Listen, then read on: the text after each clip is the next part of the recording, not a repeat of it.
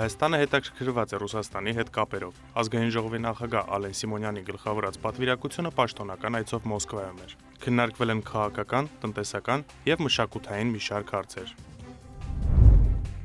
Նիստերում քննարկված օրենքների նախագծերի վերաբերյալ եզրակացություններ են ներկայացրել մշտական հանձնաժողովները։ Միջխորհրդարանական կապերի զարգացում, տարածաշրջանային հետաքրքրություն ներկայացնող հարցեր։ Ալեն Սիմոնյանն ընդունել է Հունգարիայի ազգային ժողովի նախագահի տեղակալին, ինչպես նաև մեր երկրում Իրանի նորանշանակ դեսպանին։ Քննարկման առանցքում վերջին տարիներին սոցիալական պաշտպանության ոլորտում կառավարության իրականացրած բարեփոխումներն ու առաջիկա անելիքներն էին։ Աշխատանքային քննարկում խորհրդարանում։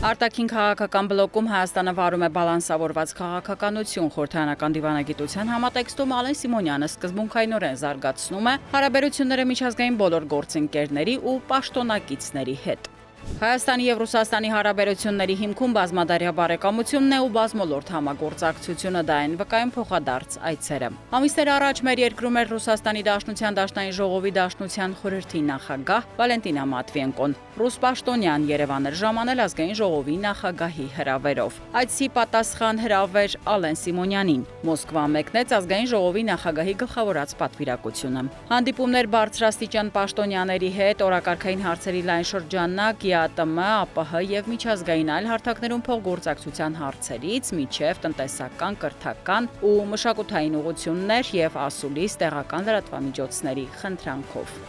Պաշտոնական այցի շրջանակում մեկնարկեց ընդլայնված կազմով հանդիպում Ռուսաստանի Դաշնության Դաշնային ժողովի Դաշնության խորհրդի նախագահ Վալենտինա Մատվիենկոյի հետ։ Կողմերն ընդգծում են միջխորհրդարանական կապերի երկկողմ հարաբերությունների զարգացման տեսանկյունից ունեցած կարևոր դերը։ Առանձին անդրադարձ կատարվեց օտարերկրյա քաղաքացիների վերաբերյալ Ռուսաստանի Դաշնության օրենսդրության մեջ կատարված միգրացիոն կանոնների փոփոխություններին, մասնավորապես դրանց հետևանքով դեպի Ռուսաստան բեռնափոխադրում իրականացնող հայ վարորդների համար առաջացած խնդիրներին եւ դրանք կարգավորելու ուղղությամբ իրականացվող քայլերին։ Հանդիպմանը քննարկվեցին նաև Հայաստանի եւ Ադրբեջանի միջև հաստատված խաղաղության գործընթացին ու տարածաշրջանային զարգացումներին վերաբերող հարցեր։ Հանդիպման ավարտին Ալեն Սիմոնյանը եւ Վալենտինա Մատվիենկոն պատասխանեցին լրագրողների հարցերին, մինչ այդ սակայն Վալենտինա Մատվիենկոն խոսեց միջխորհրդարանական համագործակցության ու երկկողմ կապերի վերաբերյալ։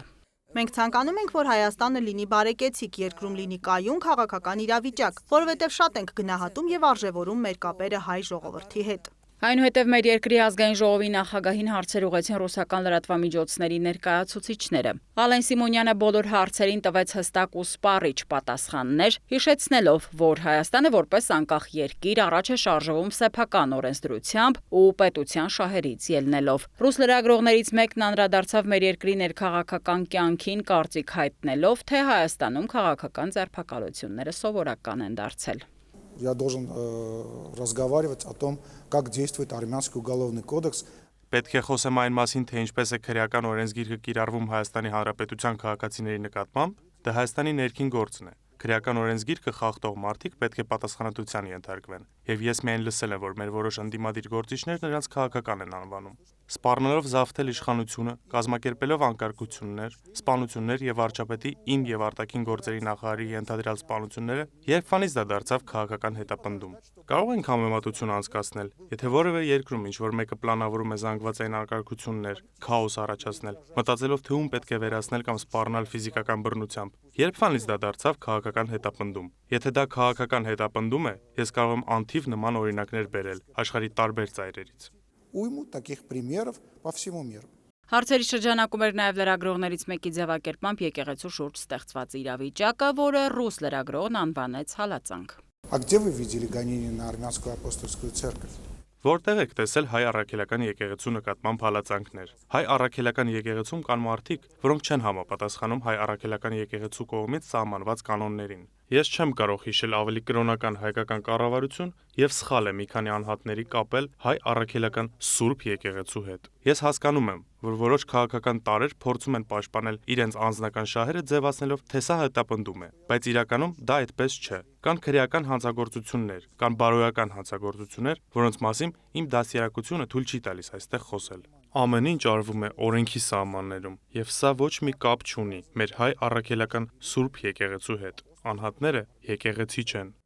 Личности это не церковь. Պաշտոնական այցի շրջանակում Ալեն Սիմոնյանի գլխավորած պատվիրակությունը հանդիպեց Ռուսաստանի Դաշնության արտաքին գործերի նախարար Սերգեյ Լավրովի հետ։ Առանցքում էին երկկողմ կապերն ու ԵԱՏՄ, ԱՊՀ եւ միջազգային այլ հարթակներում փոխգործակցության շրջանակը։ Անդրադարձ կատարվեց նաեւ տարածաշրջանային զարգացումներին։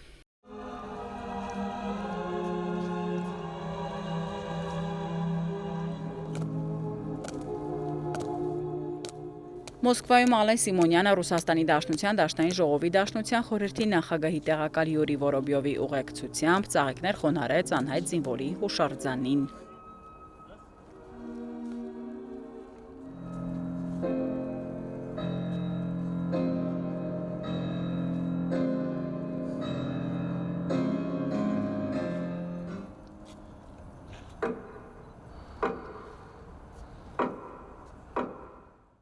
Ռոսատոմ պետական կորպորացիայի գլխավոր տնօրենի հետ կայացած հանդիպմանը քննարկվել են երկկողմ հետաքրքրության հարցեր։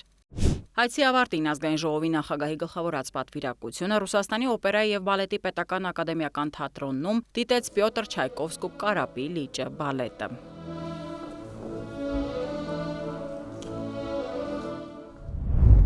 Բժշկական ծառայություններից օգտվելիս քաղաքացիներին կտրամադրվի ՀԴՄ կտրոն եւ ամբողջ տեղեկատվությունը կհավաքագրվի Արմետ համակարգում։ Առաջարկը հեղինակել են քաղաքացիական պայմանագիր խմբակցության падգամավորներ Ծովինար Վարդանյանն ու Արուսյակ Մանավազյանը եւ քննարկման ներկայացրել ազգային ժողովի տնտեսական հարցերի մշտական հանձնաժողովի հերթական նիստում։ Օրենքի նախագծով նախատեսվում է հարկային օրենսգրքի 380.1 հոդվածում կատարել փոփոխություն լրացումներ, որոնց համաձայն բժշկական օգնության եւ սպասարկման ծառայություններ մատուցող կազմակերպություններին եւ անհատ ձեռնարկատերերի համար պարտադիր կլինի կիրառել էլեկտրոնային հսկիչ դրամարկղային մեքենա եւ ծառայությունների մատուցման դիմաց կգեներացվի էլեկտրոնային հսկիչ դրամարկղային մեքենայի էլեկտրոնային կտրոն, որը քաղաքացին կարող է ստանալ էլեկտրոնային առողջապահական համակարգի հավելվածի միջոցով։ Եթե վճարումն իրականացվել է վճարային տեխնոլոգիաների հիման վրա կիրառվող վճարային գործիքների միջոցով, ապա այդ դեպքում էլ էլեկտրոնային հսկիչ դրամարկղային մեքենա ունենալը կդառնա պարտադիր։ Միաժամանակ նախատեսվում է հարկային օրենսգրքի 55-րդ եւ 381-րդ հոդվածներում կատարել լրացումներ, որոնց համաձայն բժշկական օգնության եւ սպասարկման ծառայությունների մատուցման դեպքում համապատասխանաբար հարկային հաշվի եւ ՀԴՄ կտրոնի վրա պետք է տպագրվի նաեւ յուրաքանչյուր մատուցված ծառայության համար էլեկտրոնային առողջապահության համակարգի կողմից գեներացված տվյալ ծառայության անհատականացված նույնականացման ծածկագիրը։ Կառավարությունը դրական եզրակացություն է տվել նախագծին եւ ներկայացրել մի քանի խմբագրական փոփոխություններ, որոնք էլ ընդունվել են հեղինակների կողմից։ Սահմանային անցակետերում բեռնատարերի հերթերի պատշաճ կառավարման նպատակով կառավարությունն առաջարկում է պետական սահմանի ավտոմոբիլային անցման կետերից ոչ ավելի քան 20 կիլոմետր հեռավորության վրա նախատեսել վճարովի կայանատեղիներ։ Կգործի հերթերի կառավարման ավտոմատ էլեկտրոնային համակարգ, բեռնատար տրանսպորտային միջոցների շարժի հաշվառման, հերթագրման, անցման կետ մուտք գործելու թույլտվության տրամադրմանն ուղղված անհրաժեշտ տեղեկատվության փոխանակման նպատակով։ Առաջարկում ենք ՀՀ տարածքից արդեն մեկնող բեռնատարների հերթերի կառավարման համակարգներ դնել։ Նշեմ, որ հերթերի կառավարման համակարգներ դնելու մասով ուսումնասիրել ենք Եվրոմիության եւ Վրաստանի Հանրապետության կիրառվող փորձը։ Նաեւ հարցում ենք իրականացրել բեռնափոխադրմամբ զբաղվող տնտեսվարողների շրջանակներում։ Հարցմանը մասնակցել են 45 բեռնափոխադրմամբ զբաղվող սուբյեկտներ, որոնց պատասխանների համաձայն հարցվածների շուրջ 87%-ը պատասխանել է, որ հաճախ են հանդիպում հերթերի ցամաքային անցման կետերում։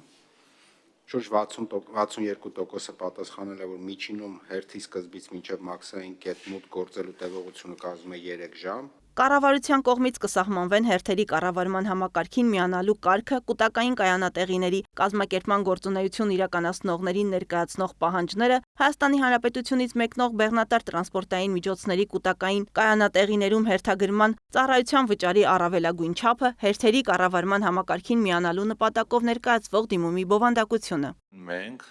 մաքսակետերից որոշակի հեռավորության վրա ունենալու ենք պայմանական ասած կայանատեղիներ բեռնատարների համար,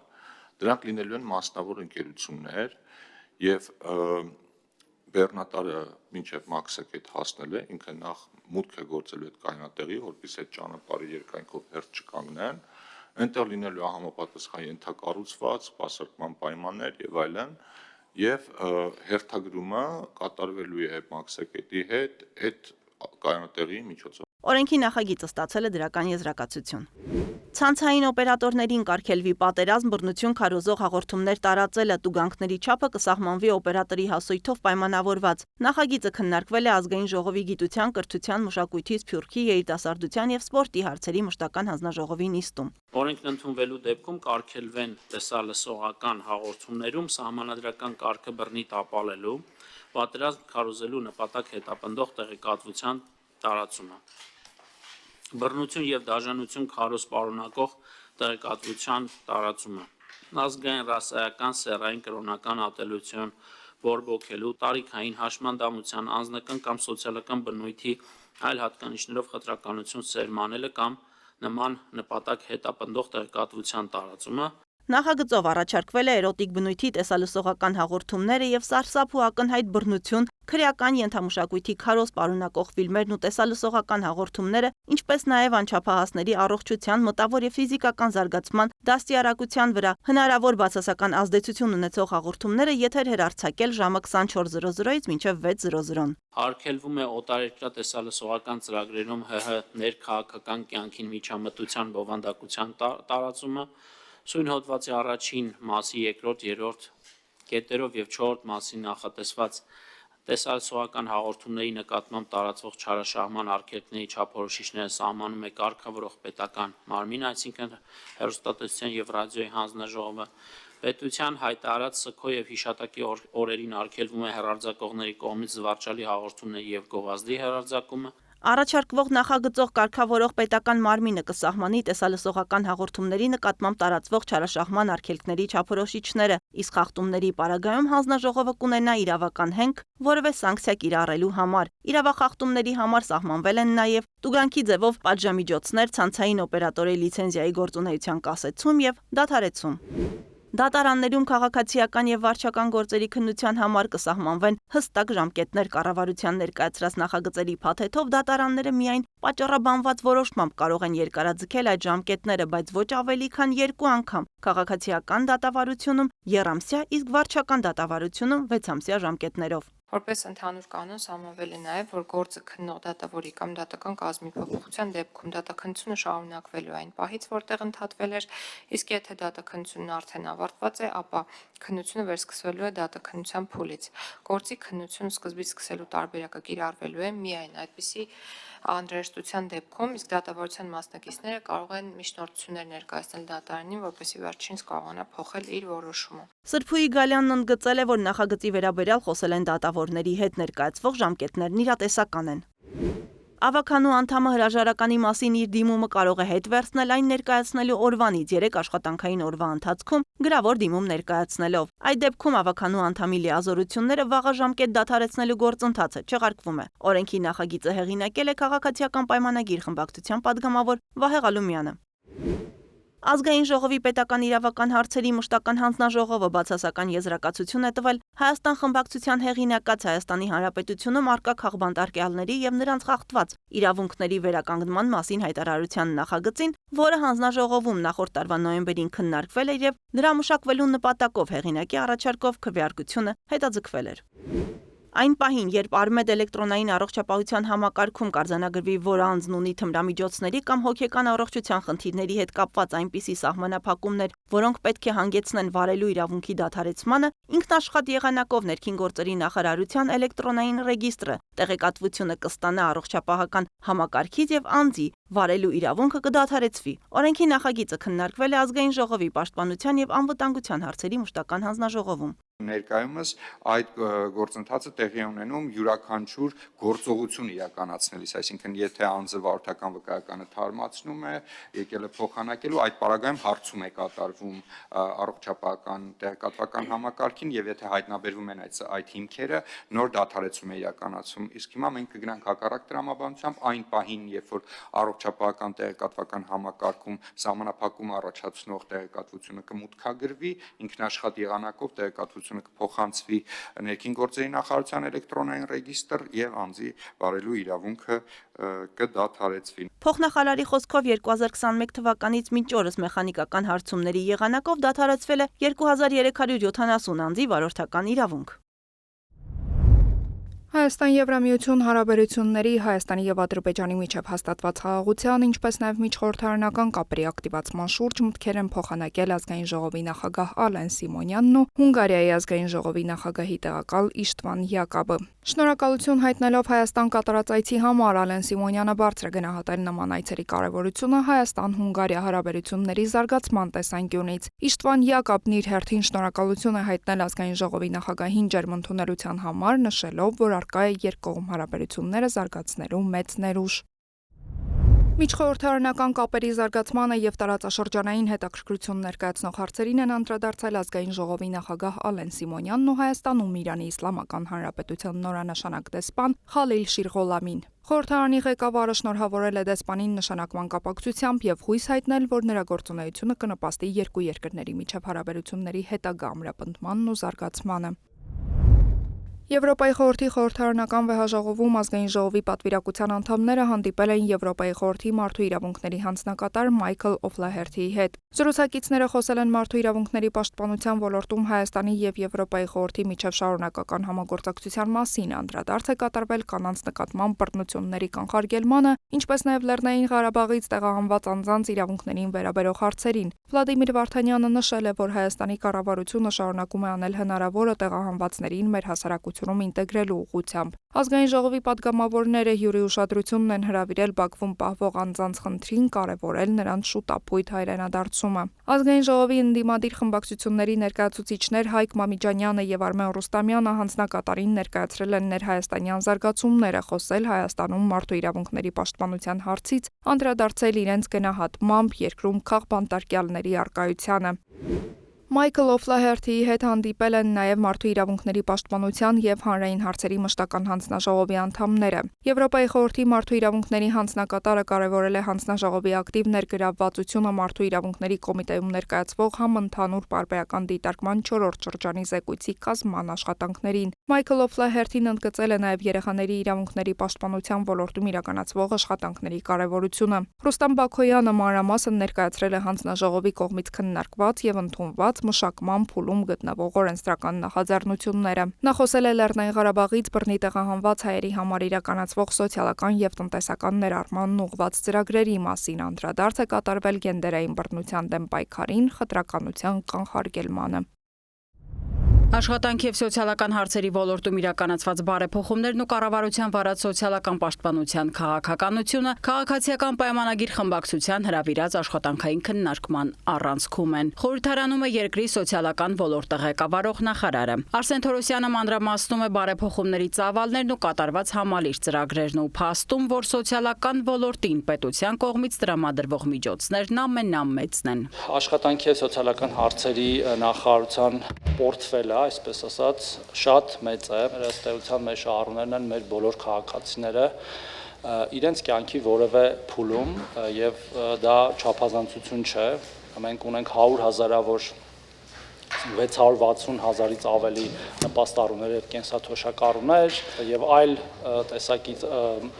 ծառայություններից օգտվող տասնյակ հազարավոր քաղաքացիներ։ Նախարարը նախանդրադառնում է կենսաթոշակային ապահովմանը ու որպես թիրախ առանձնացնում կենսաթոշակառուների կյանքի պայմանների բարելավումը։ Հաճախ այդ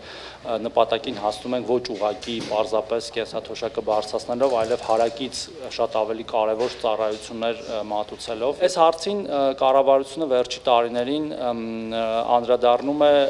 լուծելու իմաստով նորարարական գործիքներով, որը մեր հետ վճարն է, որը մինչ հունվարի 1-ը եղել է 12% եւ մինչեւ 6000 դրամ,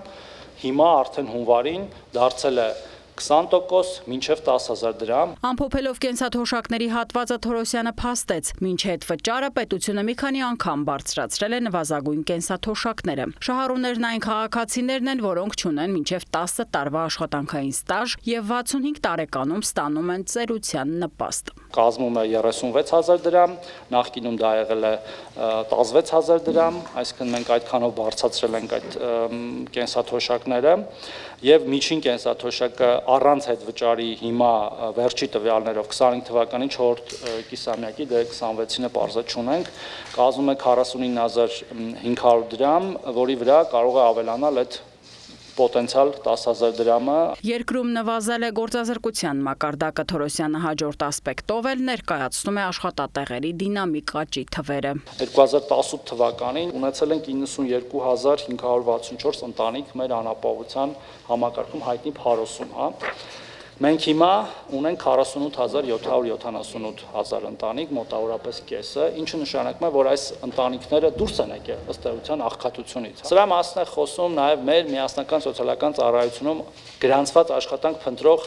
եւ գործազուրկ քաղաքացիների թվերը, որը նույնպես մոտավորապես կիսով չափ նվազել է։ Խմբակցության քարտուղարի դիտարկմամբ չնայած աշխատատեղերի առկայությանը մարդիկ այնուամենայնիվ աշխատանք են փնտրում։ Ինչու՞մ է կայանում խնդիրը, այս հարցադրմամբ է Արթուր Հովհաննիսյանը դիմում նախարարին։ Ես խնդրում եմ ձեզ որպես նախարար ներկայացնել այս իրավիճակը, ինչու է այսպես,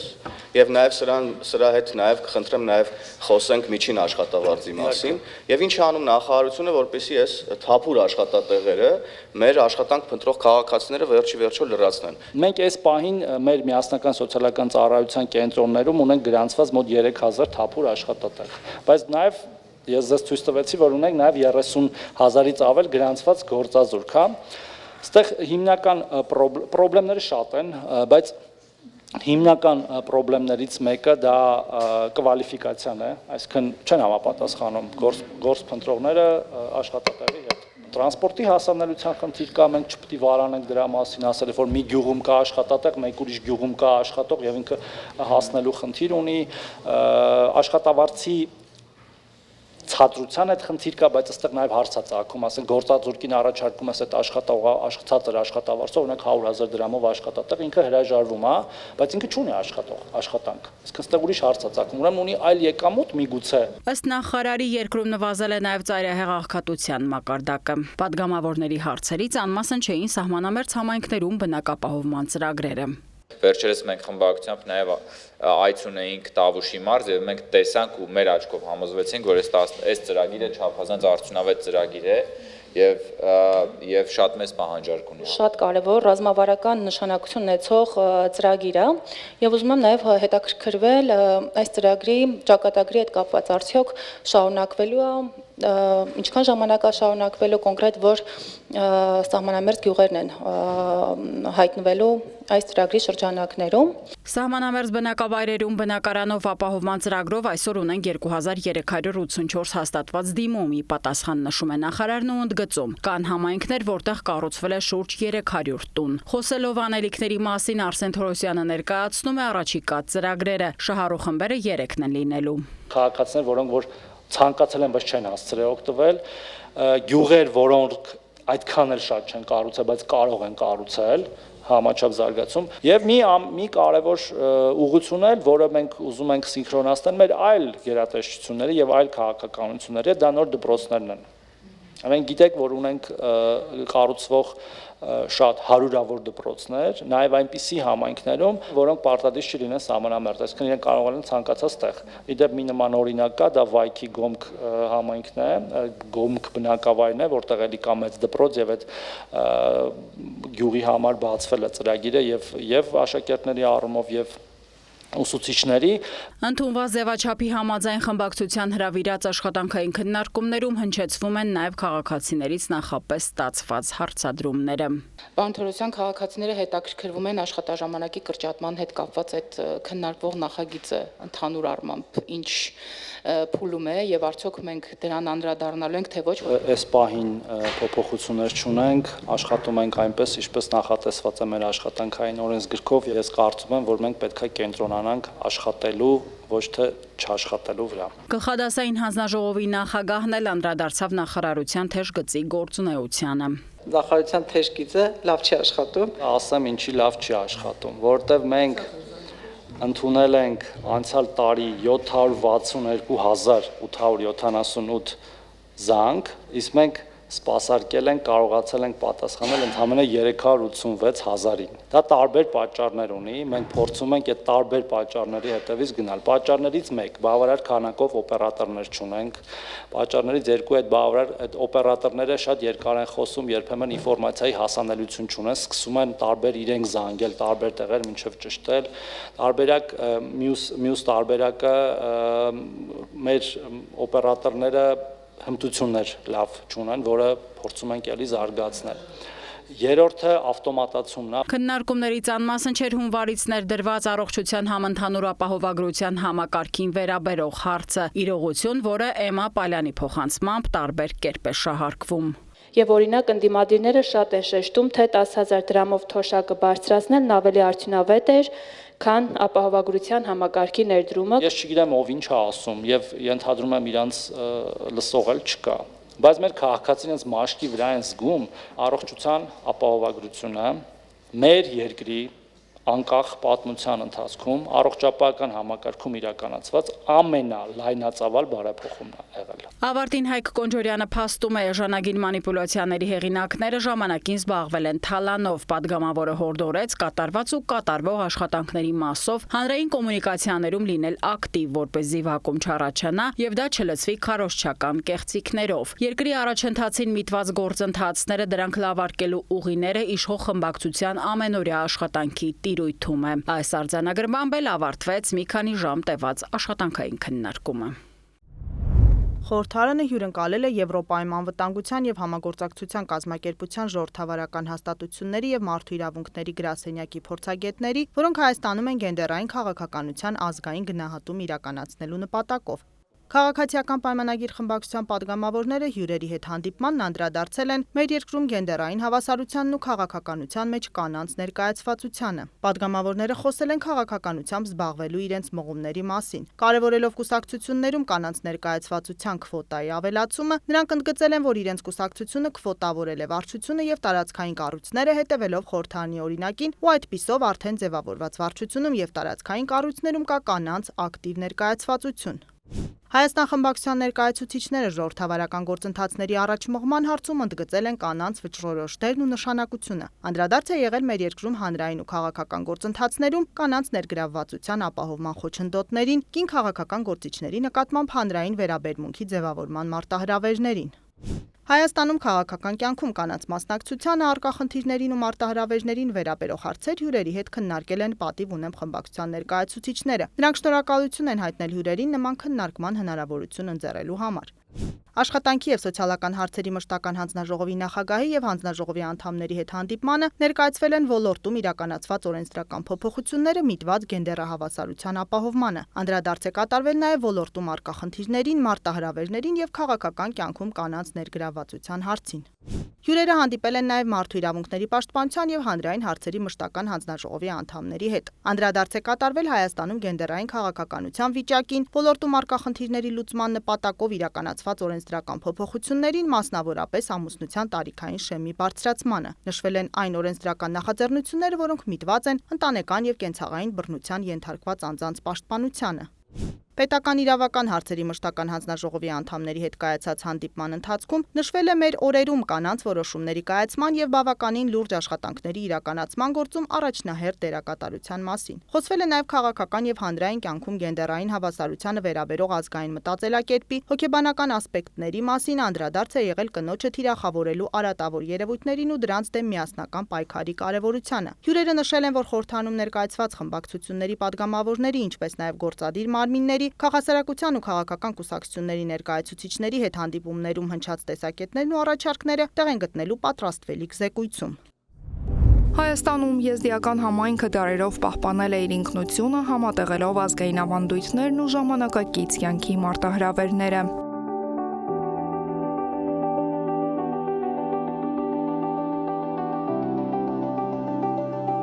Այս շաբաթ եւս խորհրդարանը դարձավ բաց երկխոսության հարթակ, հյուրընկալելով Հայաստանում եզդիական համայնքի ներկայացուցիչներին։ Ազգային ժողովի մարդու իրավունքների պաշտպանության եւ հանրային հարցերի մշտական հանձնաժողովի նախագահի տեղակալ Ռուստամ Բաքոյանի հետ հերթական հանդիպմանը ներկա էին եզդիական հոգեվոր խորհրդի եւ Եզդիների ազգային միություն հասարակական կազմակերպության ղեկավարները, ապրիլյան պատերազմում զոհված Քյարամ Սլոյանի մայրը, Քյարամ Սլոյանի անվան կամավորական ջոկատի մարտիկները, ինչպես նաեւ վարչական շրջանների ղեկավարներ։ Այս հանդիպումը եւս մեկն էր նրանցից, որը թույլ տվեց լսել համայնքի խնդիրները, ապագայում դրանք ոլորտային պատասխանատուներին հասցեագրելու համար, նշում է падգամավորը։ Քան որ եզդիական համայնքը բավականին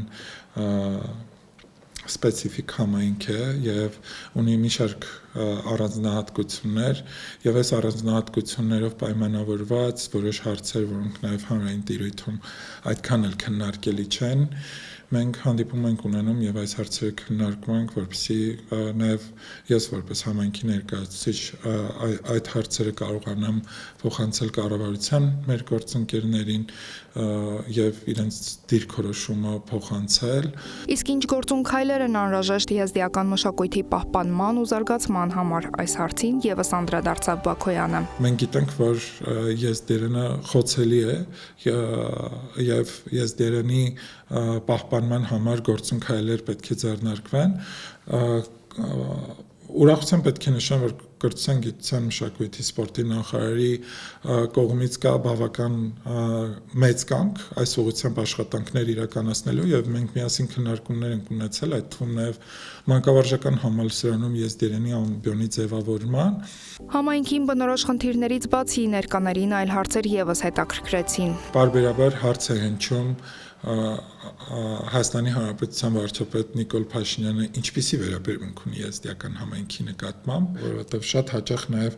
գտնում են մարդիկ, ովքեր փորձում են ապատեղեկատվություն տարածել, պատասխանը պարզապես շատ ակնհայտ է, ես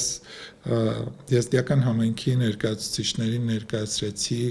հակիրճ այն արված աշխատանքները, որոնք գործող իշխանությունների կողմից են նախաձեռնվել։ Սա խոսում է այն մասին, որ գործող իշխանությունների կողմից ազգային փոքրամասնությունները, այս դեպքում մասնավորապես եզդիական համայնքը պատշաճ ուշադրության կենտրոնում է գտնվում։ Տարբեր հարցերին վերաբերելի օրենսդրական նախաձեռնություններից մինչև համայնքներին հատկացվող ֆինանսավորման ավելացում, ճանապարհաշինություն ու դպրոցաշինություն։ Քաղաքական թիմի վերաբերմունքը եզդի ժողովրդի նկատմամբ բարձր է, ինչի մասին էլ խոսում է վերջին տարիներին կատարված մեծ աշխատանքը, ամփոփեց Ռուստամ Բաքոյանը։